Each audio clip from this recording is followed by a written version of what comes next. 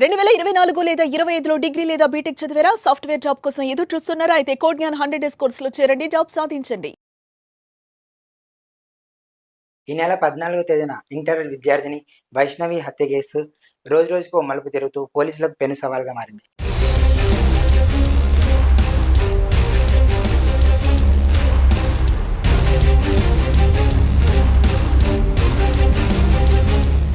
ఈ కేసు గురించి మనతో మాట్లాడడానికి డీఐజీ కోవి ప్రవీణ్ గారు మనతో ఉన్నారు. వారిని అడిగి మరిన్ని విషయాలు తెలుసుకునే ప్రయత్నం చేద్దాం. సార్ నమస్తే సార్. నమస్కారం. సార్ చెప్పండి సార్, ఈ నెల 14వ తేదీన ఇంటర్ విద్యార్థిని వైష్ణవి హత్యకు గురైంది గండికోటలో. సార్ అసలు అక్కడ ఏం జరిగింది? మీకు మొదట అక్కడ ఏం ఆధారాలు లభించాయి సార్? ఆమె హత్య చేయబడి కంపలో ఆమె డెడ్ బాడీ పడేసింది. ఆమె పై వస్త్రాలు తొలగించున్నాయి. అంతకుమించి ఒక చెవి కమ్మ ఒకటి మిస్ అయింది. ఆమె డెడ్ బాడీ పడున్న చోటుకి ఒక 6 అడుగుల ఎత్తులో ఒక ఎత్తైన రాళ్ల మీద ఆ చెప్పులు పడి ఉన్నాయి. అంతవరకే మనకు ఆధారాలు. సార్ ఇప్పుడు ఫస్ట్ హత్య కేసులో మొదట ఆమె ప్రియుడు అయితే లోకేష్ ఎవరైతే ఉన్నారో అమ్మాయిని బైక్ మీద ఎక్కించుకొచ్చి ఒక లాడ్జ్‌లో 2 గంటల సమయం అయితే గడిపారని చెప్తున్నారు. అతనికి ఈ కేసులో ఏ ప్రమేయం లేదని మీకు తేల్చి చెప్పారు. సార్ ఆ 2 గంటల్లో అతను ఏం మాట్లాడారని మీకేమైనా చెప్పారా? వాళ్ళ వ్యక్తిగత విషయాలండి. ప్రేమికుల మధ్య ఉన్న విషయాలు మనం టీవీల్లో చర్చించకూడదు. ఆమె తర్వాత అక్కడ వాళ్ళిద్దరూ కలిసి ఉన్న సమయంలో ప్రియుడికి వేరే వాళ్ళ బంధువుల నుంచి ఫోన్ వచ్చింది. ఇట్లాగా అమ్మాయి తాలూకా బంధువులు ఇద్దరి కోసం వెతుకుతున్నారని తెలిసి గతంలో కూడా 2-3 సార్లు ఈ గొడవలు జరగటం, అతన్ని పోలీస్ స్టేషన్‌లో పెట్టడం, తర్వాత ఈ అమ్మాయి వాళ్ళ నాన్న, అన్న, పెదనాన్న కొడుకు అతన్ని కొట్టడం వల్ల అతను భయపడి అమ్మాయితో పాటు వెళ్ళిపోతాక అతను నిశ్చయించుకున్నారు. కానీ అమ్మాయి ఏంటంటే అతను మనకు ఆ రోజు చెప్పింది ఏంటంటే, నేను 5 గంటలకి కాలేజ్ అయిపోయే టైంకి వస్తానని చెప్పాను. నేను ఇప్పుడు రాను, నన్ను దించేసి వెళ్ళిపోమంటం మీద కోట దగ్గర దించేసి 10:49 నిమిషాలకి ఆ పాపను అక్కడి నుంచి దించేసి అతను వెళ్ళిపోయాడు. ఆ తర్వాత సబ్సిక్వెంట్లీ అతను వెళ్ళి ఆ కోట దగ్గర దించడం కానీ, తర్వాత టోల్ గేట్ పాస్ అవటం కానీ, తర్వాత అతను సెల్ టవర్ అనాలిసిస్ కూడా అక్కడి నుంచి సరాసరి ఇంటికి వెళ్ళిపోయాడు. సో ఆ విధంగా చెప్పడం ఏంటంటే మనకి అతను యొక్క ప్రమేయం మనం రూల్ అవుట్ చేస్తాం. తర్వాత పెద్దనాన్న కొడుకు సురేంద్ర అనే వ్యక్తి తర్వాత అక్కడికి ఆ ప్రదేశానికి వెళ్ళి ఒక 20 నిమిషాల తర్వాత తిరిగి వచ్చారని చెప్పారు. సార్ అతని ప్రమేయం గురించి మీరు ఎటువంటి దర్యాప్తు చేశారు? అదేనండి. ఇప్పుడు ఇంకా కుటుంబ సభ్యులపైన మనం దర్యాప్తు అయితే వాళ్ళని ప్రశ్నించడం జరగలేదు.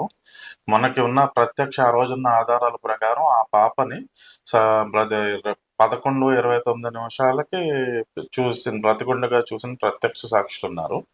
మాధవరాయ స్వామి గుడి వద్ద 11 గంటలకు ఒక యాత్రికుల కుటుంబం ఆ పాపను చూసి, "ఏమ్మా ఒక్కదానివే ఎందుకు వచ్చావంటే, కాలేజీ వాళ్ళతో ఎక్స్కర్షన్‌కి వచ్చామని" ఆమె చెప్పడం జరిగింది.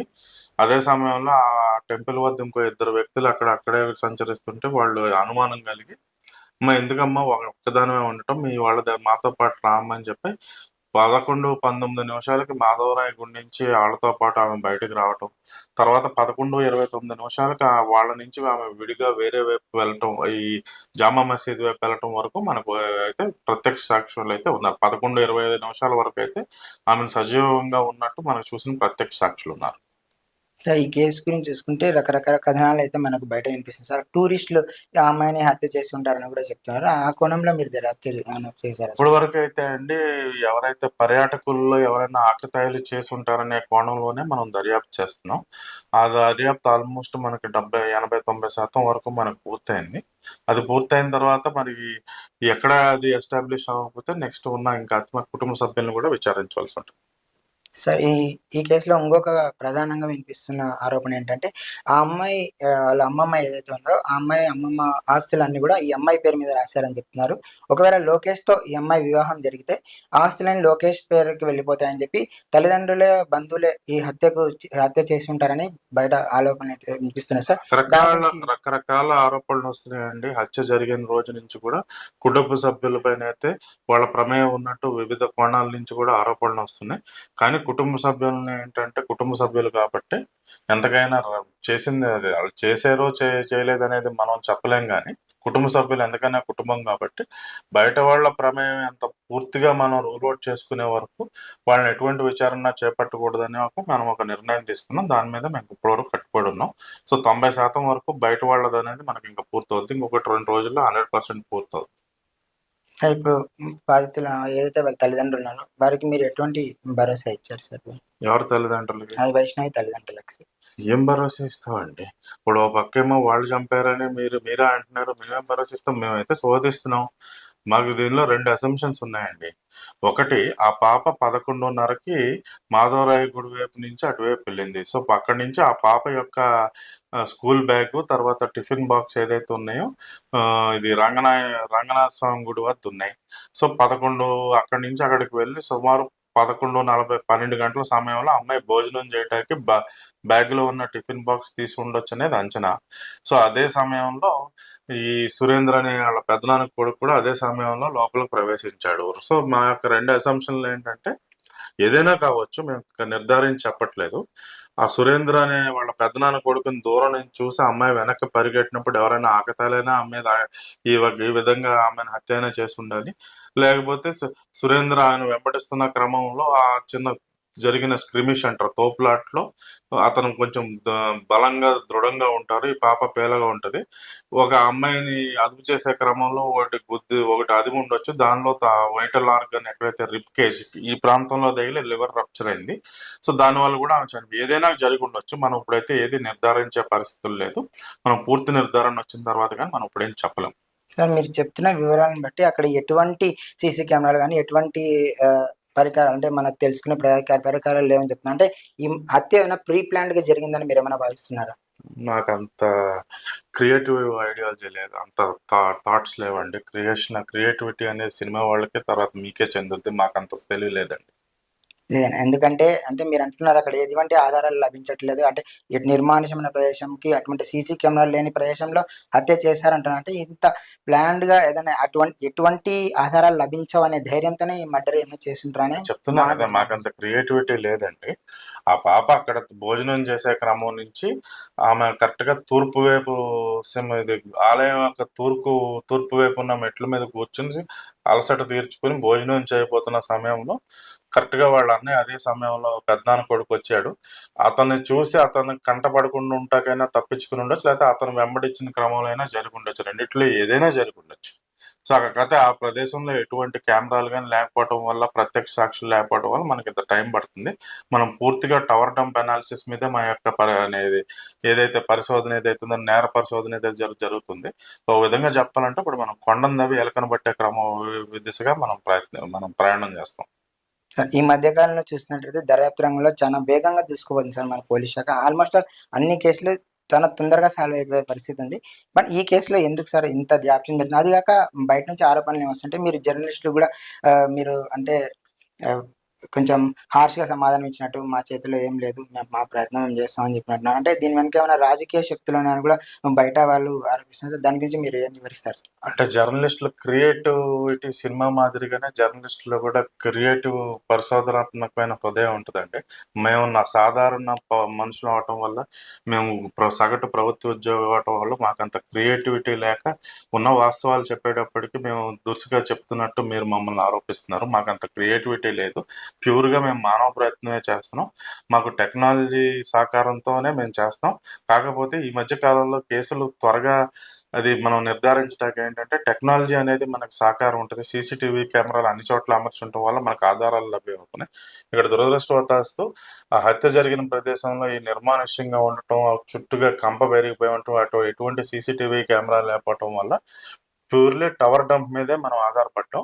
ఎక్కడైతే హత్య జరిగిన ప్రదేశంలో 2 టవర్ సిగ్నల్ అక్కడకు మ్యాచ్ అవుతుంది. సో, 2 టవర్‌లో కూడా మనం అనాలిసిస్ చేసి, అదేవిధంగా గండికోటకు ఆ రోజు వచ్చిన యాత్రికులు ఎవరైతే ఆ సీసీటీవీ కెమెరాల్లో మనం చెక్ పోస్ట్ గుండా ఉంటారో, వాళ్ళందరినీ మనం నిర్ధారించుకొని ఒకళ్ళ తర్వాత ఒకళ్ళని రూల్ ఔట్ చేసుకుంటూ ఇది కొంచెం కష్టమైన పరిస్థితి. ఎందుకంటే ఎటువంటి ప్రత్యక్ష సాక్షి గాని ఏమీ లేకపోవటం, ఆధారం లేకపోవటం వల్ల కూడా మా యొక్క ప్రయత్నం అయితే మేము శాయశక్తులా చేస్తాం. మా మీద ఎటువంటి ఒత్తిడి లేదు. అండ్ మేము ఇట్లా హార్ష్‌గా మీకు సమాధానం చెప్పినందుకు మమ్మల్ని మన్నించండి. మాకు మీ అంత క్రియేటివిటీ, సృజనాత్మకత లేకపోవటం వల్ల, వాస్తవాలు కటువుగా చెప్పడం వల్ల, మీకు కొంచెం దురుసుగా చెప్పినట్టయితే మీ అందరికీ నా యొక్క క్షమాపణలు వేడుకుంటున్నాను. సరే, ఇప్పుడు కేసులు గతంలో అయితే క్లూస్ టీమ్, డాగ్ స్క్వాడ్‌తో గూడా మీరు కేసులు చేయించగలరని. ఈ కేసులో డాగ్ స్క్వాడ్ గాని, క్లూస్ టీమ్ గాని ఎటువంటి ఆధారాలు ఏమైనా సేకరించిందా సార్? ఇప్పుడు డాగ్ స్క్వాడ్ అనేదండి కంటిన్యూయస్ లెవెల్ ఉంటే వస్తదండి. ఇప్పుడు నీకేమవుద్దంటే, ఇప్పుడు ఆ పాప ఉన్న చెప్పులకిని ఆమె డెడ్ బాడీ పడున్న చోటకి 6 అడుగులు 6 అడుగులు హైట్ డిఫరెన్స్ ఉంది. సో, ఆ హైట్ డిఫరెన్స్‌లో ఒక డాగ్ స్క్వాడ్ అనేది ఆ స్మెల్ బట్టి డిటెక్ట్ చేయడానికి వీలు పడదండి. తర్వాత ఆ పాప చెవి కమ్మ మిస్ అయిన దాని కోసం కూడా మనం మెటల్ డిటెక్టర్ పెట్టి శోధించాం. అది ఎక్కడ దొరకలేదు. సో, క్లూస్ అయితే ఏం లేవండి. ఆ పాపనైతే బలంగా ఆమె ఒకవేళ పడిపోయి ఉంటే స్కిన్ మీద ఈ గాయాలుండి ఎటువంటి గాయం లేదు. సో, బలంగా చేత్తో గాని ఏదైతే soft object, soft but hard object, ఇప్పుడు మన చెయ్యి ఉందండి, పిడికిలు బిగిస్తే పిడికిలి చాలా ఉపరితలం అయితే స్కిన్ ఏదైతే ఉంటుందో సాఫ్ట్‌గా ఉంటది. కానీ పిడికిలతో గుత్తే చాలా బలంగా దాని యొక్క ఇంపాక్ట్ ఉంటది. సో, కరెక్ట్‌గా రిబ్ కేజ్ అనమాట. ఈ రెక్కగూడు అంటారు కదా! ఇక్కడే మన కాలేయం ఉంటది. ఈ ప్రదేశంలో బలంగా ఒత్తితే ఏమవుద్దంటే ఈ లోపల ఉన్న లివర్ కాలేయంకి ఈ రిబ్ కేజ్ మీద ఇంపాక్ట్ ఉంటే దాని ఎఫెక్ట్ కాలేయం మీద పడి ఆమె కాలేయం పగిలిపోవటం వల్ల ఆమె చనిపోయింది. సో, బలంగా చేత్తో ఫిస్ట్ ఇంజరీ వల్ల ఆమె చనిపోయింది. అంతవరకు అయితే మనం నిర్ధారించాం. అది ఎవరు చేశారనేది ఇంకా మనకు రావటానికి కుటుంబ సభ్యుల మీద అయితే కొంత కోణంలో అనుమానం ఉంది. కానీ కుటుంబ సభ్యుల్ని మనం విచారించే ముందు బయట వ్యక్తులు అనేది రూల్ అవుట్ చేసిన తర్వాతే మనం కుటుంబ సభ్యుల్ని విచారిద్దాం అనే ఒక పాలసీ వల్ల మనం ఇప్పటి వరకు కొంచెం లేట్ అవుతుంది. సార్, మీరు పోస్ట్‌మార్టం రిపోర్ట్ ద్వారా ఆమెనైతే కొట్టి చంపారని తెలుస్తుందని చెప్తున్నారు. కానీ ఆమెను వివస్త్రం చేశారు. ఎందుకు వివస్త్రం చేశారన్న కోణంలో ఏమైనా దర్యాప్తు చేశారా సార్? అదేనండి. ఇప్పుడు చేసిన వాళ్ళు ఆమెపై బలప్రయోగం చేసే ప్రయత్నంలో ఆమెను వివస్త్రన చేసిన క్రమంలోనే ఆమెను లోపరుచుకోవటానికి కొట్టిన దెబ్బ వల్లైనా జరుగుండొచ్చు. లేతే ఒకవేళ కుటుంబ సభ్యులు వల్ల జరుగుంటే గనక జనాన్ని మిస్‌లీడింగ్ విధంగా చేయటం కోసం కూడా చేసుండొచ్చు. ఏదైనా జరగొచ్చండి. మనకి టైం పడతది. కానీ త్వరలోనే మేము దీన్ని ముగిస్తాం. ఓకే. Thank you sir. నమస్కారం. ఇది ఇక్కడ పరిస్థితి. త్వరలోనే గండికోట రహస్యాన్ని ఛేదిస్తామని పోలీసు వాళ్ళు చెప్తున్నారు. మరిన్ని అప్డేట్స్ కోసం చూస్తుండండి సుమన్ టీవీ.